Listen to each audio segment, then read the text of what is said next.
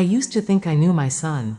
The boy who once clung to my arm in grocery stores. The one who used to crawl into my bed after nightmares, whispering, "Don't let go, Mom." He was gentle, thoughtful. He'd bring me chamomile tea when I was tired, rub my shoulders after long days. But lately, something shifted. It started with the questions. Innocent at first. Are you still taking your heart pills, Mom? Then came the reminders. Make sure to drink more water. Okay? Then the comments. You should write down your medical info, just in case something ever happens. I smiled, trying not to overthink it. But inside, a quiet chill crept up my spine. A week ago, while helping him clean his room, I knocked over a folder on his desk. Papers spilled out. At first, I thought it was just taxes or college loans. But there it was, my name. In bold, a life insurance application, a big one. I sat down. My hands trembled as I read through the fine print. I wasn't crazy. He had listed himself as the sole beneficiary. $500,000 if I die. I wanted to believe it was a misunderstanding. Maybe he thought it was smart planning. Maybe he was just worried about the future. But then I remembered that smile. The one he gave me 2 days ago when he brought me a fresh bottle of water. Unprompted, he looked at me like everything was fine. Like I was already gone. That night, I didn't sleep. I kept hearing the silence between our words. I kept seeing the way he stared at the glass on my nightstand. And in that stillness, I realized something terrifying. The boy I raised with bedtime stories and chicken soup might not be the same boy anymore. I knew something wasn't right, but I couldn't say it out loud. Not to anyone, not to the police, not to a therapist, and certainly not to the boy I once rocked to sleep and tucked in with bedtime prayers.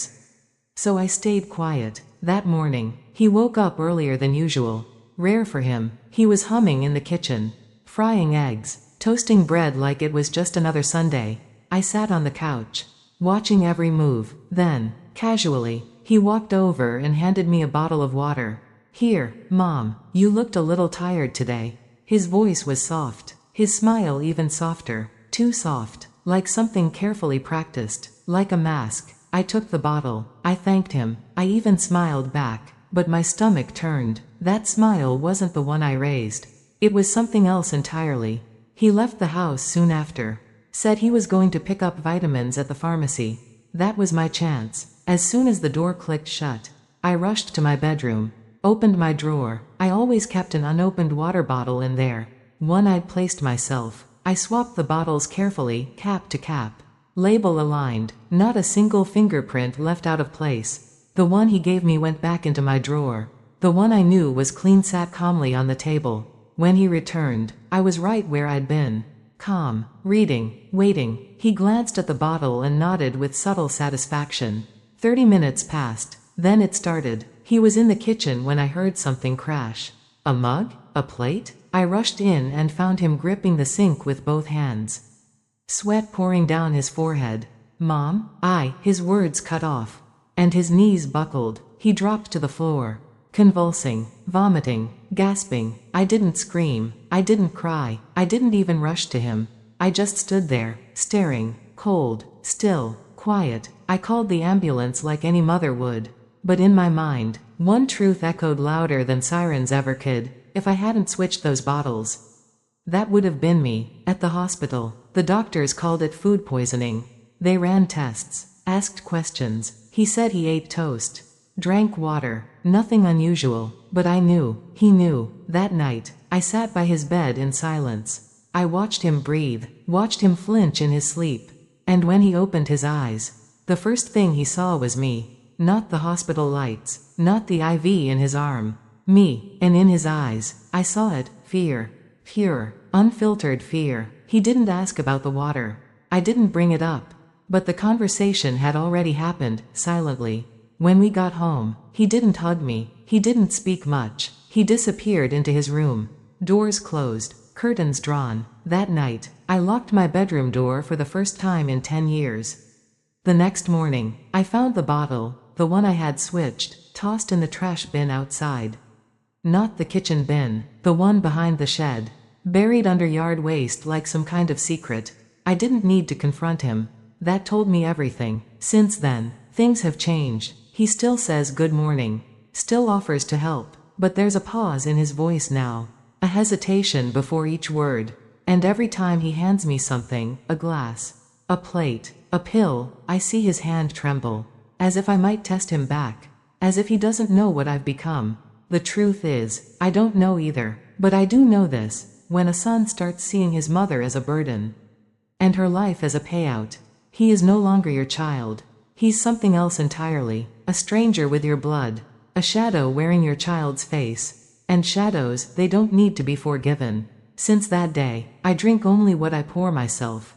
I keep my bedroom door locked, and I sleep with a phone in one hand and a kitchen knife under my pillow. Not because I want revenge, but because now, I believe in preemptive survival. Because that bottle, so simple, so innocent, was almost my last. Almost, but not quite. Since that day, silence has become our daily language. He walks past me in the hallway, never too fast, never too close, always careful, always calculating, and I play along. Because now, I'm not just his mother. I'm the woman who lived. He tries to act normal, makes coffee in the morning, offers me toast, asks if I've taken my meds. But his voice shakes, his hands twitch. He doesn't know how much I know, or how much I've prepared since that day. I've memorized the layout of the house in darkness. I've changed the locks to doors he doesn't know about.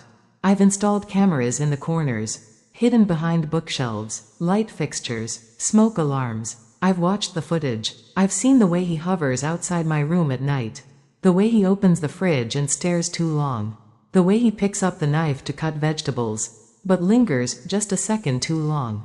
He thinks I'll forget, that I'll grow tired, grow weak, but I haven't, and I won't. Because the first time he tried to kill me, he used water. The next time, I don't know, but I will be ready. Last week, I found his laptop open. A search history filled with things like, how to make a death look natural, untraceable poisons, dementia symptoms in elderly women. I took a photo of the screen. I emailed it to myself. Then I deleted it from his browser. He hasn't said a word, but I know he knows. We're playing chess in the dark. Only this time, the queen isn't backing down. I thought about leaving. I did. Packing a bag, disappearing, starting over in some quiet town where no one knows my name. But this is my house. This is my life. And I refuse to be exiled by the boy I once cradled in my arms. So I stayed, and I waited, until last night. I heard the floor creak outside my room at 2:13 a.m. The handle turned, slowly. But it was locked. He tried again. I didn't move, didn't make a sound. I waited, breath held. And then I saw the shadow move away. He didn't knock. He never spoke. But we both knew what that was. A warning, a test, or maybe another failure. This morning, I left him a note. Just a single line. I remember everything. He hasn't come out of his room since. Some people think horror lives in haunted houses or dark forests. But no, horror lives in trust betrayed. In the quiet terror of knowing the person you love most is the one who wants you gone. I didn't raise a killer, but I may be living with one. And that changes everything. So now, I live one breath at a time, one sip at a time. And I remind myself every single day, I survived once, I will survive again. Because I am no longer the victim in this story. I am the narrator. I am the witness. I am the warning. If you're still watching, remember this. The real horror isn't in monsters under your bed. It's in the smile that hides a motive. In the silence between two people who used to love each other. In the glass of water you didn't pour yourself. Share this story if it made your heart race. Comment below, what would you do if your own blood turned against you? Subscribe for more twisted true stories crafted by AI, because sometimes the scariest stories are the ones that could happen to you.